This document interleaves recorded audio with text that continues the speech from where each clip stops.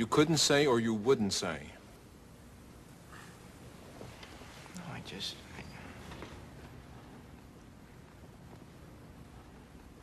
couldn't say. Couldn't, wouldn't, shouldn't. Mr. Sims, you're exhausting my patience and making a mockery of these proceedings. I will give you one last chance. The consequences of your response will be dire. By dire, Mr. Sims, I mean your future will be jeopardized permanently. Now, for the last time, what did you see last Tuesday night outside my office? I saw somebody.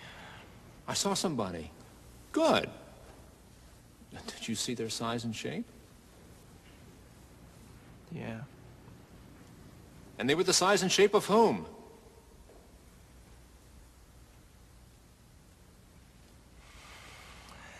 They were the size and shape of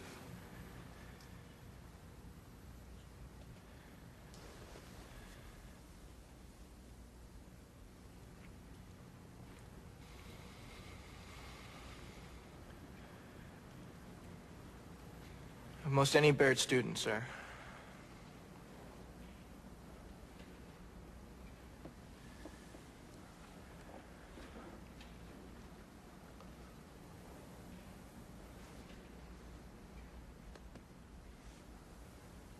I am left with no real witness. Mr. Willis's testimony is not only vague, it is unsubstantiated. The substance I was looking for, Mr. Sims, was to come from you. I'm sorry. I'm sorry too, Mr. Sims. Because you know what I'm going to do inasmuch as I can't punish Mr. Havemeyer, Mr. Potter, or Mr. Jameson. And I won't punish Mr. Willis. He's the only party to this incident who is still worthy of calling himself a Baird man. I'm going to recommend to the disciplinary committee that you be expelled. Mr. Sims, you are a cover-up artist and you are a liar. But not a snitch. Excuse me? No, I don't think I will. Mr. Slade. This is such a crock of shit.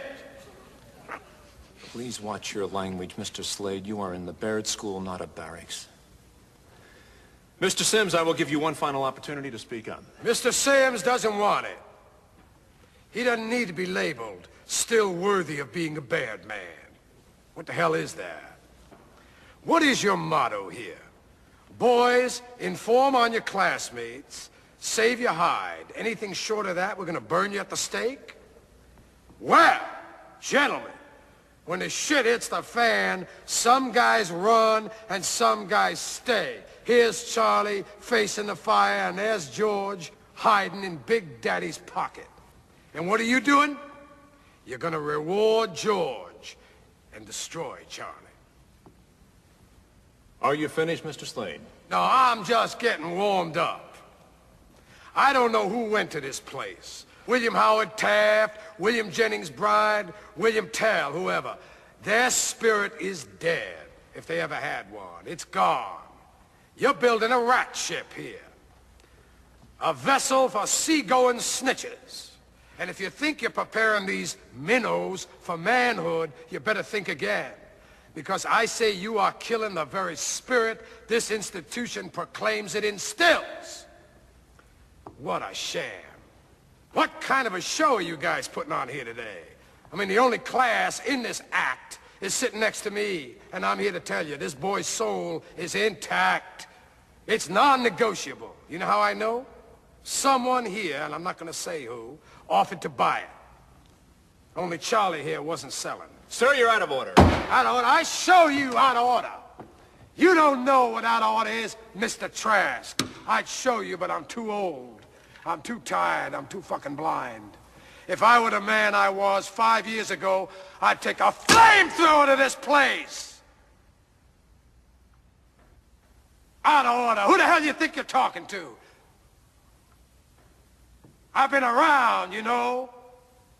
There was a time I could see, and I have seen boys like these, younger than these, their arms torn out, their legs ripped off. But there is nothing like the sight of an amputated spirit. There is no prosthetic for that.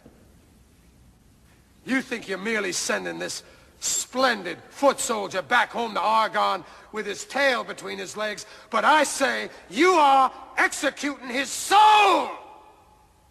And why? Because he's not a bad man. Bad men.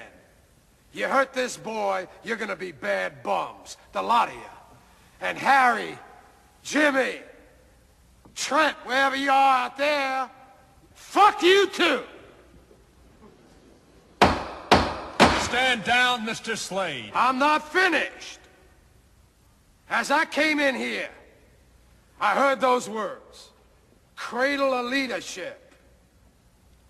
Well, when the bow breaks, the cradle will fall. And it has fallen here. It has fallen. Makers of men. Creators of leaders. Be careful what kind of leaders you're producing here. I don't know if Charlie's silence here today is right or wrong. I'm not a judge or jury, but I can tell you this. He won't sell anybody out to buy his future.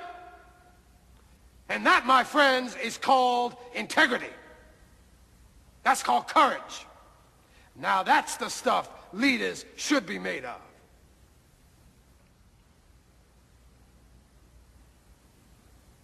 Now I have come to the crossroads in my life.